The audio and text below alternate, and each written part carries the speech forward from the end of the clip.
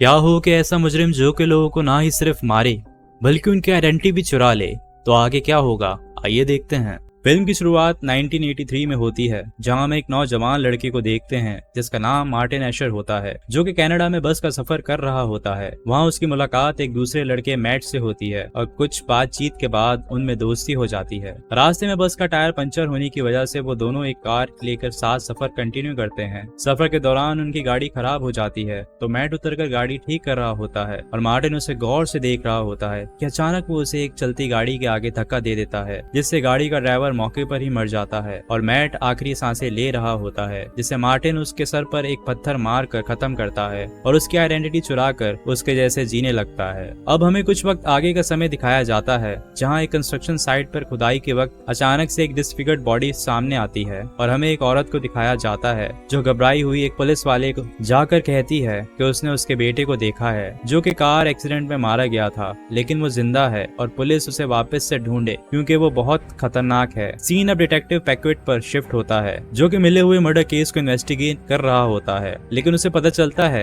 कि यूएस से एक एक्सपर्ट डिटेक्टिव इलियाना को बुलाया गया है, जिससे वो नाखुश होता है। इलियाना के केस सॉल्व करने का तरीका बहुत डिफरेंट होता है और जिस जगह बॉडी मिली थी वो वहीं लेटकर उस जगह को एनालाइज करती है। उसकी मुलाकात लिकेयर, पैक्वेट और डुवेल से होती है, जिन्हें वो बताती है कि किलर ने प्लानिंग के साथ इस शख्स को मारा है और उसके नाप का घड़ा पहले से खोदा था। उसे ये भी पता था कि विक्टिम यहाँ से हर रोज गुजरता है।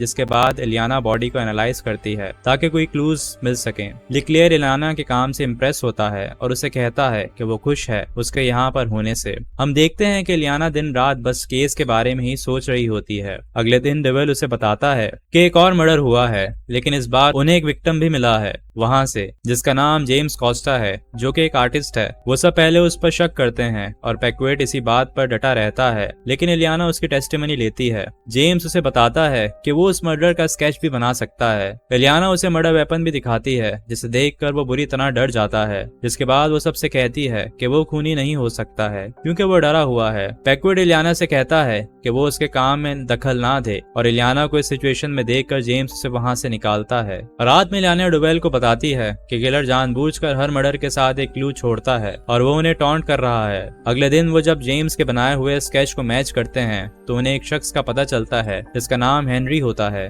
जो कि एक होटल में रह रहा था। उन्हें पता चलता है कि उसका क्रेडिट कार्ड मुसलसल यूज हो रहा है और उसने अपना रेंट 3 मंथ का एडवांस में ही पे कर दिया था। अंदर सर्च करने पर उन्हें एक और शख्स की बॉडी मिलती है और चेक करने पर पता चलता है कि वहां से किसी मिसेस एशर नामी औरत को कहीं बाहर कॉल की गई है। जिसके बाद हम जेम्स को देखते हैं और बाहर कोई उस पर नजर रखे होता है। जेम्स की मुलाकात इलियाना से होती है। हम देखते हैं कि उनमें एक लव एंगल भी बन रहा होता है। अगले दिन वो मिसेस एशर के घर पहुंचते हैं, जो इलियाना को बताती हैं कि उसके 2 बेटे थे, मार्टिन और रीज। मार्टिन बचपन से इविल था, लेकिन रीज उसके ऑपोजिट था। एक दिन मार्टिन और रीज बोट लेकर नदी में गए थे, जहां रीज की डूबने के कारण मौत हो गई थी। जिसके बाद से मिसेस एशर मार्टिन से और नफरत करने लग गई और एक दिन मार्टिन घर से अपनी माँ के कुछ पैसे और जेवर लेकर भाग गया और फिर खबर आई कि उसकी मौत कार एक्सीडेंट में हो गई है। लेकिन मिसेस एशर कहती हैं कि उसका बेटा अभी भी जिंदा है क्योंकि उन्होंने उसे देखा है, जिसकी खबर उन्होंने पुलिस वालों को भी दी, लेकिन उन्होंने इस बात पर यकीन नहीं किया। इलियाना नोटिस करती है कि मिसेस एशर कुछ छुपा रही हैं। इलियाना मार्टिन की बॉडी की वापस ऑटोप्सी करवाती है, जिससे पता चलता है कि ये बॉडी मार्टिन की नहीं है। ये देख वो मिसेस एशर को होटल में शिफ्ट करवाती है उनकी सिक्योरिटी की वजह से और खुद डुवेल के साथ उनके घर जाती है सर्च करने। वहाँ उसे एक खुफिया रूम मिलता है जो कि मार्टिन का था और उसे उसकी मेंटल स्टेट पता चलती है कि वो बचपन से ही इविल था। अभी वो उसके बेड पर लेटकर जज कर ही रही होती है कि अचानक नीचे से कोई आदमी निकलकर उस पर हमला करता है, लेकिन उसे मारता नहीं है। इलियाना अपने घर पर उन फोटोज को देखती है और उसके हाथ से फोटोज गिरने पर उसे एक पैटर्न समझ आता है। वो सबको बुलाकर बताती है कि किलर सीरीज के हिसाब से मर्डर कर रहा है और सब विक्टिम्स की आइडेंटिटी चुरा लेता है और फिर उनकी तरह जिंदगी बसर करता है जब तक उसे कोई और पर्सनैलिटी अट्रैक्ट नहीं करती। और ये मार्टिन ही है जो कि मेंटली डिस्टर्ब्ड है।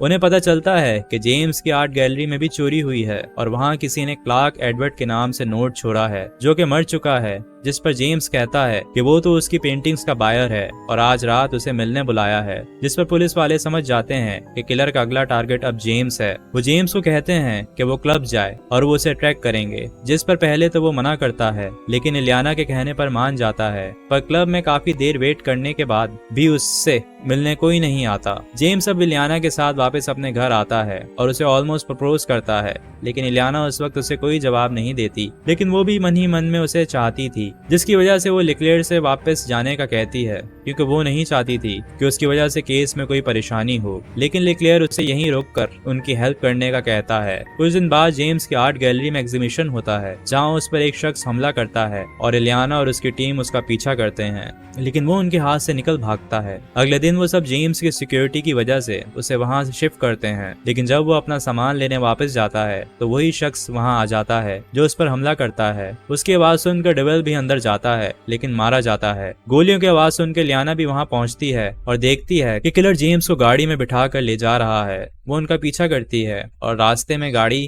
का एक्सीडेंट होता है। जेम्स किसी तरह खुद को आजाद करके वहां से निकलता है और किलर को गोलियां मार कर खत्म करता है। ये देख इलियाना उसे वहां से हटाती है और कुछ ही देर में कार ब्लास्ट कर जाती है। हॉस्पिटल में सारी टीम उसकी तारीफ करते हैं कि उसने इतने बड़े मुजरिम को खत्म किया, भले ही सेल्फ डिफेंस में, और ये देख इलियाना भी उससे इम्प्रेस होती है। जिसके बाद रात में वो दोनों टाइम स्पेंड करते हैं। पैक्वेट अभी भी सोच में होता है कि ये केस इतनी आसानी से कैसे सॉल्व हो गया। वो इलियाना से मिलने जाता है, लेकिन गेट पर डू नॉट डिस्टर्ब का साइन देखकर वापस चला जाता है। अगली सुबह इलियाना देखती है कि उसके चेहरे पर खून लगा हुआ है और जेम्स पर भी खून है, लेकिन उसके स्टिच खुलने की वजह से ये सब हुआ होता है। वो उसे हॉस्पिटल ले जाती है वापस स्टिचेस लगवाने। उसी समय मिसेस एशर को भी बुलाया जाता है बॉडी को आइडेंटिफाई करने के लिए, जिसे देखकर वो कुछ नहीं कहती और सहमी हुई हालत में वहां से चली जाती हैं। इलियाना भी ये देख उनके पीछे जाती है और लिफ्ट में दोस्तों उनकी मुलाकात मार्टिन से होती है, जो कि जेम्स ही होता है। वो अपनी माँ से कहता है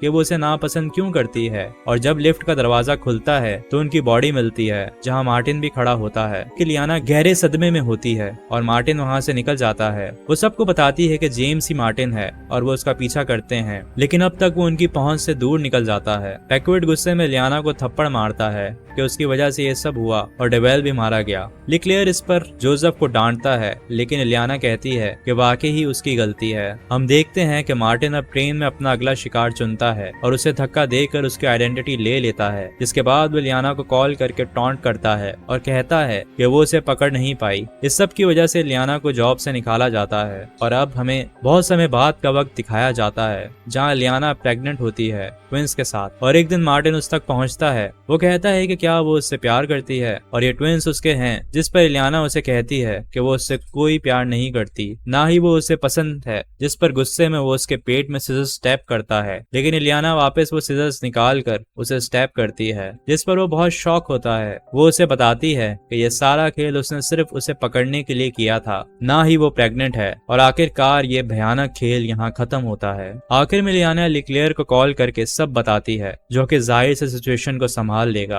और दोस्तों, यहाँ ये कहानी खत्म होती है। तो अगर आपको हमारी एक्सप्लेनेशन अच्छी लगी हो तो चैनल को सब्सक्राइब करें और वीडियो को लाइक करें। Thank you.